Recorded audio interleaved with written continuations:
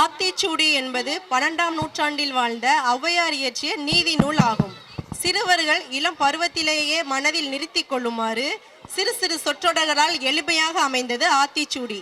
இதை எங்கள் பள்ளி மழலை செல்வம் இதோ உங்கள் முன் கூற வருகிறார் Gopi Kailash. Jai Gurudev, good evening. My name is Gopi Kailash. I am studying LKG.